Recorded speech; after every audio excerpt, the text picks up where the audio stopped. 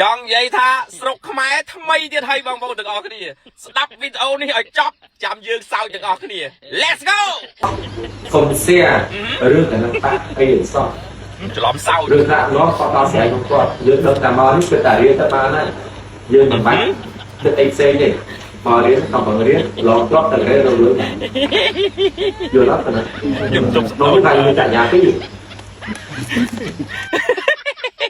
យ៉ាងមិនដែរបងប្អូនទាំងអស់គ្នាពូលីយ៉ាងសង្ហាខ្ញុំឆ្ងល់ថាងាប់ហ្នឹងមែនទេខ្ញុំឆ្ងល់ថា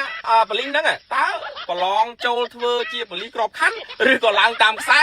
ឬក៏បុកលុយណាខ្ញុំឆ្ងល់មែនទេហើយខ្ញុំឆ្ងល់មួយទៀតឆ្ងល់ថាតើអាទង្វើធ្វើបែបហ្នឹងតើថ្នាក់ដឹកនាំហ្នឹងគេប្រើវាមកធ្វើអញ្ចឹងឬក៏វាធ្វើដើម្បីយកមុខយកមាត់ឬដើម្បីគេហៅថាលើកជើងហ៎ប៉ុន្តែអ្វីដែលខ្ញុំសង្កេតមើលទៅលោកហ៊ុនសែនលោកហ៊ុនម៉ាណែតអីគេនិយាយប្រកាសក្តែងក្តែងតាគេគ្រប់គ្រងអ្នកដែលធ្វើនយោបាយគេហៅថាអត់លៀបពណ៌ខ្មែរដូចគ្នាអាហ្នឹងអ្វីដែលខ្ញុំស្ដាប់បានណាតែនេះអាលោកប៉ូលីសនេះឯងចាញ់មកពីណាយកមុខកុំយកមុខពេកខ្ញុំចង់ឃើញថ្នាក់ដឹកនាំមើលពួកអាមន្ត្រីអញ្ចឹងផងវាមិនដែរណាទូទាំងសកលលោកគេឲ្យប្រជាប្រដ្ឋរបស់គេនឹងយល់ដឹងពីរឿងនយោបាយដើម្បីអីមើលអ្នកនយោបាយសង្កេតមើលសង្គមយើងហ្នឹងតើអ្នកនយោបាយគេធ្វើនយោបាយអាម៉េចចុះបើអត់ឲ្យគ្នាshareអត់ឲ្យគ្នាតាមដានរឿងនយោបាយ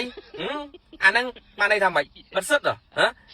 បិទសិទ្ធមែនបើឯងបិទសិទ្ធគេអញ្ចឹងអាហ្នឹងឲ្យប្រទេសគេហៅថាពួកផ្ដាច់ការយល់ទេងាប់អើយហើយប្រឡងហ្នឹងប្រឡងចូលមន្ត្រីហ្នឹងបុកលុយឬក៏ឡើងតាមខ្សែអញខ្ញុំទៅអត់យល់និយាយមែនកុំយកមុខពេកអូនងាប់អើយណាយខ្យល់អញនិយាយមែនមានតែស្រុកខ្មែរមួយឯងមានអ្នកធ្វើការអញ្ចឹងដែលធ្វើឲ្យថ្នាក់ដឹកនាំ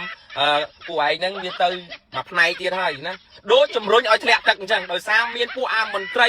ក្របលពៅពួកអាមន្ត្រីត្រជើងអត់មានគិតពីកលៈទេសៈបែបណាទេប្រជាប្រដ្ឋគេមានសិទ្ធិទូទាំងសកលលោកហើយប្រទេសកម្ពុជាក្រែងកាន់លទ្ធិអីគេលទ្ធិប្រជាធិបតេយ្យអីហេតុអីបានធ្វើអញ្ចឹងងាប់អើយខ្មាស់គេខ្លាំងហ្នឹងហើយគួរតែបោះសម្អាតពួកមន្ត្រីនឹងចេញហ្នឹងហើយដើម្បីស្ដារមកវិញនៅមុខមាត់របស់ថ្នាក់ដឹកនាំបើគិតថាខ្លួនឯងដឹកនាំល្អអាហ្នឹងវាជារឿងផ្សេងអត់មានប្រើពួកអមន្ត្រីអញ្ចឹងយកទៅធ្វើទេហើយខ្ញុំឆ្ងល់មែនទែនតើថ្នាក់ដឹកនាំប្រើអាហ្នឹងមកនិយាយដើម្បីគម្រាមប្រជាប្រដ្ឋអញ្ចឹងមែនគេមានសិទ្ធិរបស់គេមកដល់ទឹកដីដែរមានលទ្ធិប្រជាធិបតេយ្យពិតប្រាកដគេឃើញអ្វីដែលប្រជាប្រដ្ឋរបស់គេធ្វើហើយយល់ទេអាតណៅអញចង់អាសាយ៉ាមកណា